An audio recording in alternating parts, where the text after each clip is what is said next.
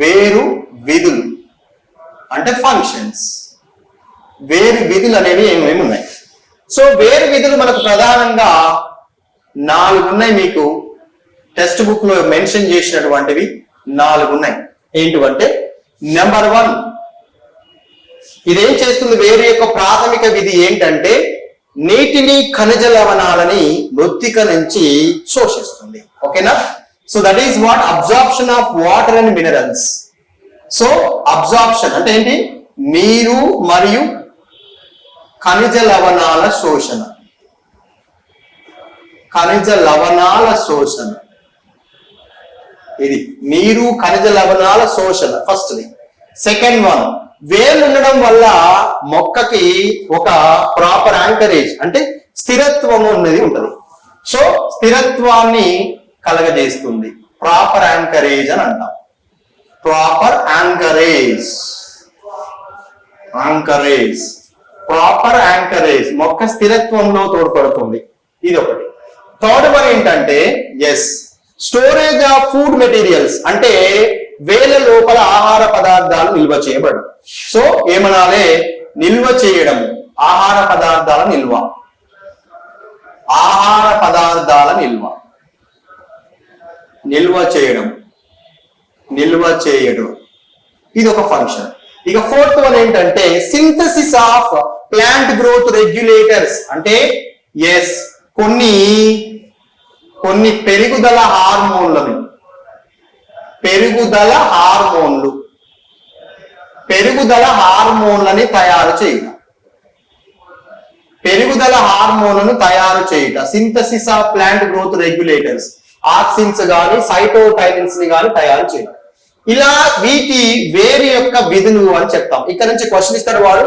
ఏమంటాడంటే ఈ క్రింది వానిలో వేరు విధికి సంబంధించని అంశము అనొచ్చు. వేరు విధికి సంబంధించని అంశము అనొచ్చు అని ఇచ్చి నీరు ఖనిజ లవణాల శోషణ ఫస్ట్ ఆప్షన్ కింద, రెండవది ఆహార పదార్థాలు నిల్వ చేయడము, మూడవది కిరణజన్య సంయోగక్రియను జరపడము. ఓకేనా? నాలుగవది ఏంటంటే నీరు మరియు ఖనిజ లవణాల రవాణాకు అంతరాయం కలగడము అనొచ్చు. అంటే ఏంటి? ఇక్కడ ఖనిజ లవణాలు శోషించడం ఒకటి, స్థిరత్వం ఒకటి, ఆహార పదార్థాలు నిల్వ చేయడము, కొన్ని పెరుగుదల హార్మోన్ తయారు చేయటం. నేను ఒక కొత్త పదం ఇచ్చాను, కిరణజన్య సంయోగ క్రియ.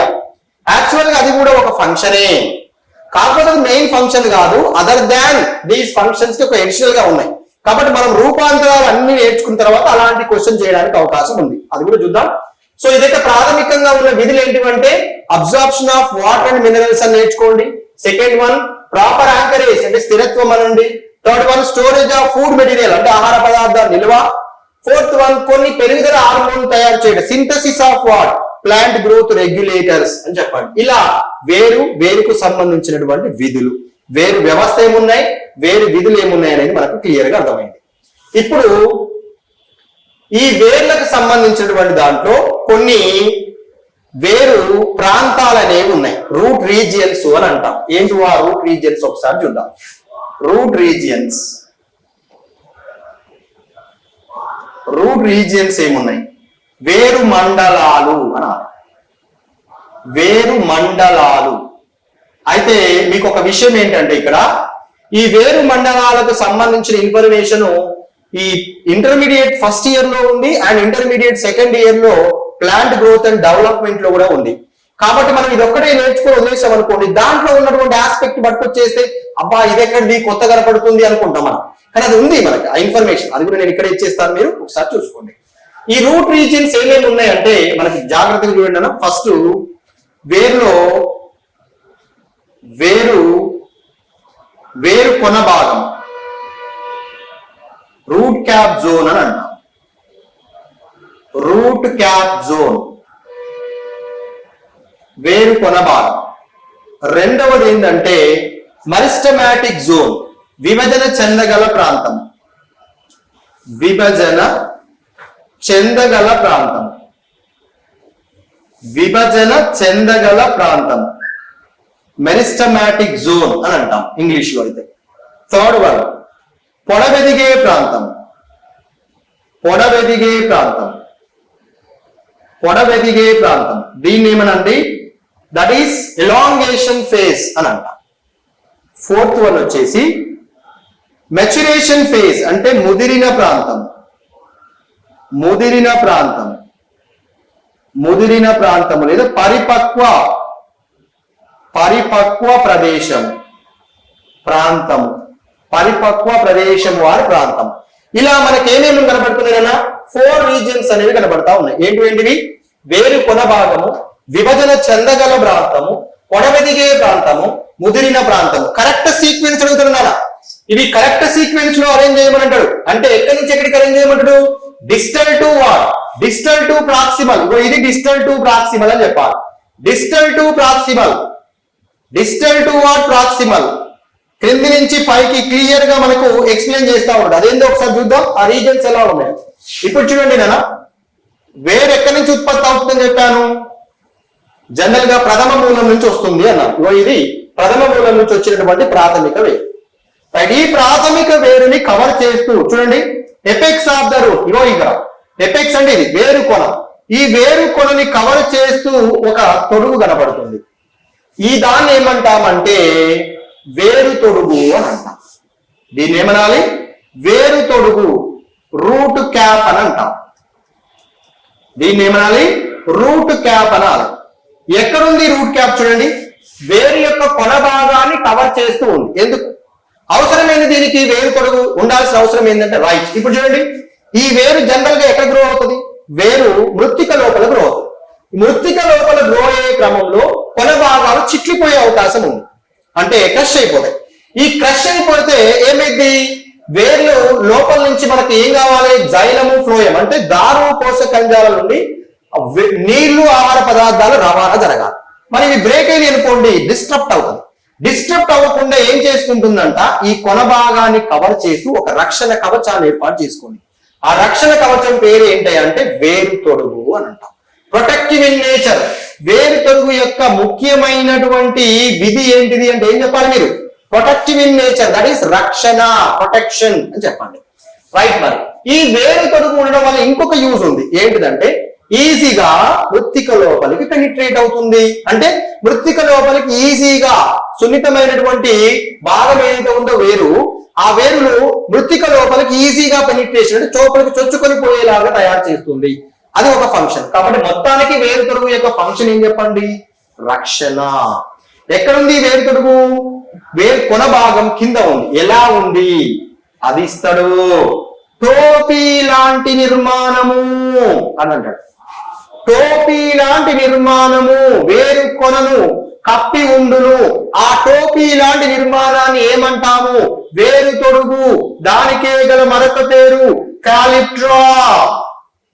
కాలిట్రా అని అంటాం. ఇట్లా అడుగుతున్న క్వశ్చన్, జాగ్రత్త. మీకు అదే ఇంగ్లీష్ వర్షన్ అయితే థింబుల్ లైక్ స్ట్రక్చర్ అంటారు. థింబుల్ లైక్ స్ట్రక్చర్ అంటే టోపీ వంటి నిర్మాణం. ఏంటిదంటది? వేరు తొడుగు, రూట్ క్యాప్. దాన్ని ఏమనాలి? కాలిట్రా. ఏమనాలి దాన్ని? కాలిట్రా అని చెప్పాలి. Very very important. Right. Next, వేరు తొడుగుకి పైన కొన్ని millimeter, few millimeters above of the root cap, దానికి కొంత పైన ఏం కనపడుతుంది? ఇక్కడ నుంచి ఇక్కడ వరకు ఉన్న ఈ ప్రాంతాన్ని ఏమని పిలుస్తాము అంటే సీమ. ఇక్కడ నుంచి ఇక్కడ వరకు ఉన్న ఈ ప్రాంతాన్ని ఏమంటాము అంటే మెరిస్టమాటిక్ జోన్. అంటే దాన్ని ఏమని పిలవండి? వేరు కొన భాగము. ఏమనాలి? వేరు కొన భాగము, మెరిస్టమాటిక్ జోన్. ఇక్కడ నుంచి ఫ్రేమింగ్ క్వశ్చన్ ఎలా ఉంటుందో చూడండి. వేరు కొన భాగం మీద ఫ్రేమింగ్ ఎలా ఉండడానికి అవకాశం ఉంది చూడండి. ఇక్కడ ఎస్, మెరిస్టమాటిక్ జోన్ పైన పేరు ఉంది. మెరిస్టమ్ అనేది ఒక గ్రీక్ వర్డ్. అంటే ఏంటిదన్నా? విభజన చెందడము. విభజన చెందడము అంటే రిపీటెడ్ గా విభజన చెందుతాయి. ఇక్కడ కణాలు ఏంటంట? కణాలు మళ్ళీ విభజన చెందుతాయి. విభజన చెందుతాయి. Very very important. కణాలు మళ్ళీ విభజన చెందును. అందుకే దాన్ని ఏమని పిలుస్తామంటే, సో ఇక్కడ ఒకసారి వేరు కొన ఆల్రెడీ మనం రాసేసాం. ఇదేంటి? మెరిస్టమాటిక్ అంటే ఏం రాయాలి? That is what? విభజన చెందగల ప్రాంతం అని ఇండికేట్ చేయండి. విభజన చెందగల ప్రాంతం. విభజన చెందగల ప్రాంతం, రైట్? మెరిస్టమాటిక్ జోన్ అలా. విభజన చెందగల ప్రాంతంలో కణాలు ఏమైతే అంట మళ్ళీ మళ్ళీ విభజన చెందుతాయి. ఒకటి నెంబర్ 1. నెంబర్ 2 క్యారెక్టర్ ఏంటంటే కణాలు very small thin walled dense protoplasm, అంటే కణాలు చాలా చిన్నవిగా ఓకేనా. డెన్స్ ప్రోటోప్లాజం అంటే ఎక్కువ జీవ పదార్థంతో నిండి ఉంటాయి.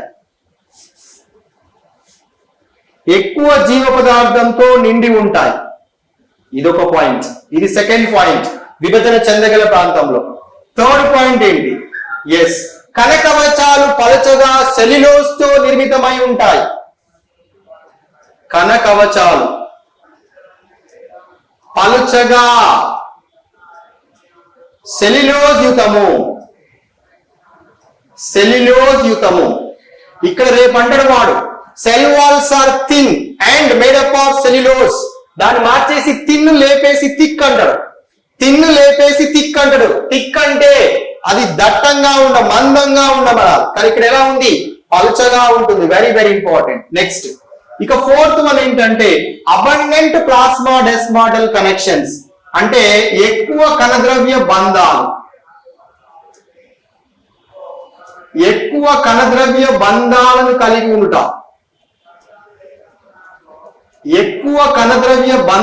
కలిగి ఉండుట.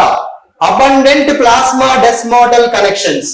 ఇలా వీడు క్వశ్చనింగ్ అనేది ఫ్రేమ్ చేస్తున్నా. జాగ్రత్త, ఈ 4 లైన్స్ దేనికి సంబంధించినవి? విభజన చెందగల ప్రాంతానికి సంబంధించినవి.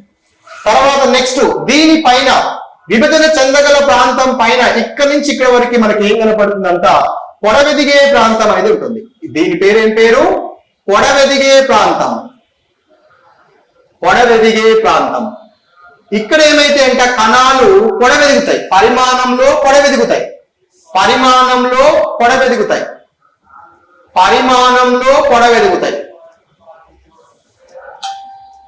ఇదొక పాయింట్. ఇంకేం జరుగుతుందంట ఇక్కడ? Very very important, new cell wall depositions కూడా జరుగుతాయి ఇక్కడ. అంటే కొత్త కణకవచ పదార్థాలు ఏర్పాటు. ఇది సెకండ్ ఇయర్ లో ఉంటుంది పాయింట్. కొత్త కణకవచ పదార్థాల ఏర్పాటు. నెక్స్ట్ థర్డ్ వన్ ఏంటి? ఇంక్రీజ్డ్ వాక్యూలేషన్. అంటే ఏంటి నాన్న? రిక్తికలు ఎక్కువ అవుతాయి.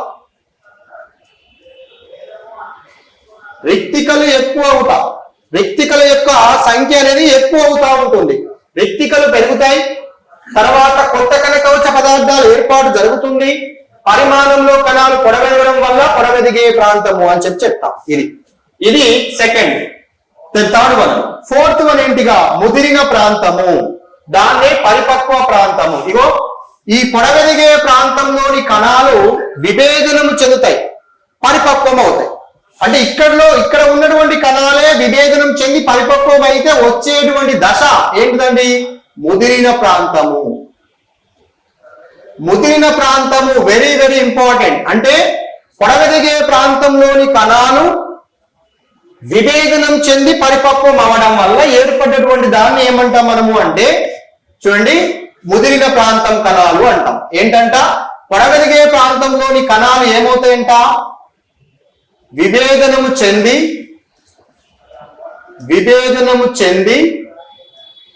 పరిపక్వం అవుతాయి. ఇక్కడ నుంచి క్వశ్చనింగ్ ఉంటది నాన్న. ఏమని క్వశ్చనింగ్ ఉంటది?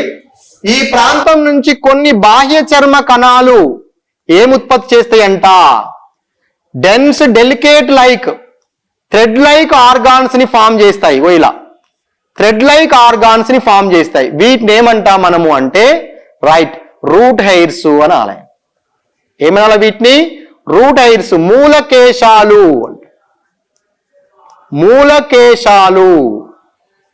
ఆ మూలకేశాలు అనేవి ఉత్పత్తి అయ్యే వేరు భాగం ఏంటిది అంటే ఏం చెప్పాలి మీరు? ముదిరిన ప్రాంతము. Very very very very very important. కొన్ని బాహ్య చర్మ కణాలు ఏం చేస్తున్నాయంట, ఇగో సన్నని పలుచని దారపోగుల వంటి నిర్మాణాలు ఉత్పత్తి చేస్తున్నాయి. వాటిని ఏమంటాము? మూలకేశాలు. ఏంటి మరి మూలకేశాల యొక్క ఫంక్షన్ అంటే increase the surface area of the route. అంటే సో వేరు యొక్క ఉపరితల వైశాల్యాన్ని పెంచడం. వేరు ఉపరితల వైశాల్యం పెరగట, వైశాల్యాన్ని పెంచుతాయి. అంటే ఎట్లా నానా? ఇప్పుడు చూడండి, వేరు ఇంతవరకే ఉంది అంటే ఇంతవరకు ఉన్నటువంటి ప్రాంతం నుంచే నీళ్లు ఖనిజ లవణాలని అబ్జర్వ్ చేసుకుంటాయి. మరి ఇప్పుడు ఈ రూట్ హెయిర్స్ ఏం చేస్తున్నాయి, కొంచెము ఇట్లా స్ప్రెడ్ అవుతున్నాయి. ఇలా స్ప్రెడ్ అయినప్పుడు ఈ ప్రాంతం నుంచి కూడా ఏమైతున్నాయి, ఇప్పుడు నీరు ఖనిజ లవణాలను శోషించుకుంటున్నాయి. అంటే ఏమైంది, మూలకేశాలు ఒక రకంగా వేరు యొక్క ఉపరితల వైశాల్యాన్ని ఏం చేస్తున్నాయి, పెంచుతున్నాయి. దేనికోసం పెంచుతున్నాయి? ఎస్, ఆ నీరు ఖనిజ లవణాల యొక్క శోషణ ఎక్కువ జరగడం కోసం పెంచుకుంటున్నాయి. కాబట్టి క్వశ్చన్ అంటాడు, ఏమంటాడంటే ఈ క్రింది ఏ వేరు యొక్క మండలము ఎక్కువ నీరు ఖనిజ లవణాల శోషణలో తోడ్పడును అని క్వశ్చన్ ఇస్తాడు. నీరు ఖనిజ లవణాల శోషణలో ఎక్కువగా తోడ్పడేటువంటి ఈ క్రింది వేరు మండలం ఏంటిది అని ఇస్తాడు. ఇచ్చి 4 ఆప్షన్లు ఇస్తాడు. అప్పుడు మీరు ఏం పెట్టాలని ఆన్సర్? ఎస్, ముదిరిన ప్రాంతం పెట్టాలి. ఎందుకంటే ఇవన్నీ చేస్తాయి కానీ ఎక్కువ చేసేది ఏంటంటే ముదిరిన ప్రాంతం. ఎందుకు? ఆ ప్రాంతం నుంచి ఏమొస్తున్నాయి, మూలకేశాలు ఉత్పత్తి అవుతున్నాయి. ఈ మూలకేశాల యొక్క ఏర్పాటు అనేది ఏ ప్రాంతం నుంచి డెవలప్ అవుతుంది? ముదిరిన ప్రాంతం నుంచి డెవలప్ అయింది. ఇప్పుడు చూడండి నాన్న, ఇక వాడు క్వశ్చన్ ఏమంటాడంటే ఎలా ఉందంట చూడండి, దీని యొక్క డెవలప్మెంట్. ఇది ఏంటి, డిస్టల్ టు ప్రాక్సిమల్ అని రాసిన చూడండి. ఇగో ఇది డిస్టల్, అది ప్రాక్సిమల్. పోతున్నా కొద్ది అంటే విభజన చెందగల ప్రాంతము, వేరు తొడిగే ప్రాంతం పైన విభజన చెందగల ప్రాంతం ఉంది, విభజన చెందగల ప్రాంతం పైన పొడవెదిగే ప్రాంతం ఉంది, పొడవెదిగే ప్రాంతం పైన ముదిరిన ప్రాంతం. ఇలా 1 by 1 సీక్వెన్స్. అంటే ఇట్లా బేస్ నుంచి ఇక్కడ టిప్ ఇది పైకి ఇలా మనకి ఆర్డర్ అడుగుతుండనా, లేదా ఇలానైనా అడగొచ్చు ఆర్డర్, కరెక్ట్ సీక్వెన్స్. సో ఇలా తీసుకోవచ్చు. అసెండింగ్ ఆర్డర్ అంటే వేరు తొడుగు, విభజన చెందగల ప్రాంతం, పొడవెదిగే ప్రాంతం, ముదిరిన ప్రాంతం. డిసెండింగ్ ఆర్డర్ అంటే ముదిరిన ప్రాంతం, పొడవెదిగే ప్రాంతం, విభజన చెందగల ప్రాంతం, దెన్ వేరు తొడుగు ప్రాంతం. ఇట్లా ఆర్డర్ ని చూసుకోండి. ఆర్డర్ మీద కూడా బేస్ క్వశ్చన్ అడగడానికి అవకాశం ఉంది. ఇగో ఈ స్టేట్మెంట్స్ పైన క్వశ్చన్ అడగడానికి అవకాశం ఉంది. ఏమంటాడు, కొన్ని స్టేట్మెంట్స్ అన్నిస్తాడు. ఏమనిస్తాడు తెలుసా, ఈ క్రింది వాన్లో పొడవెదిగే ప్రాంతానికి సంబంధించిన సరి అయిన వాక్యాలను గుర్తించండి, పొడవెదిగే ప్రాంతానికి సంబంధించిన సరి అయిన వాక్యాలు గుర్తించండి అనిస్తాడు. ఇచ్చి ఫస్ట్ ఆప్షన్ కింద ఆప్షన్ 1 కణాలు పలుచని కణకవచాలని కలిగి ఎక్కువ కణద్రవ్య బంధాల చేత నిర్మితం. రెండవది, కణాలు ఎల్లప్పుడూ విభజన చెందడం. మూడవది, కొత్త కణకవచాల ఏర్పాటు. నాలుగవది, రిక్తికల యొక్క పరిమాణం పెరుగుట. ఐదవది, ముదిరిన ప్రాంతం అంటే మీన్స్ నీరు ఖనిజ లవణాల శోషణ అధికం చేయడము. ఇంకోటి ఏంటంటే ఇంపార్టెంట్ ఇక్కడ ఏంటంటే నాన్న, ప్రోటోప్లాస్మిక్ మోడిఫికేషన్, జీవ పదార్థ రూపాంతరం. జీవ పదార్థ రూపాంతరీకరణ ఎక్కడ ఎక్కువగా జరుగును? దట్ ఈస్ ఇన్ ముదిరిన ప్రాంతం. ఇట్లా ఇందులో ఉన్న అన్ని స్టేట్మెంట్స్ అన్ని కలిపి అందులో ఎన్ని స్టేట్మెంట్స్ ఈ పొడవెదిగే ప్రాంతానికి రిలేటెడ్ అనొచ్చు, ఎన్ని స్టేట్మెంట్స్ విభజన చెందగల ప్రాంతానికి రిలేటెడ్ అనొచ్చు, ఎన్ని స్టేట్మెంట్స్ ముదిరిన ప్రాంతానికి రిలేటెడ్ అనొచ్చు. జాగ్రత్త, ముదిరిన ప్రాంతానికి మొదటిది ఏంది, జీవ పదార్థాల రూపాంతరీకరణ జరగడం, ప్రోటోప్లాస్మిక్ మోడిఫికేషన్.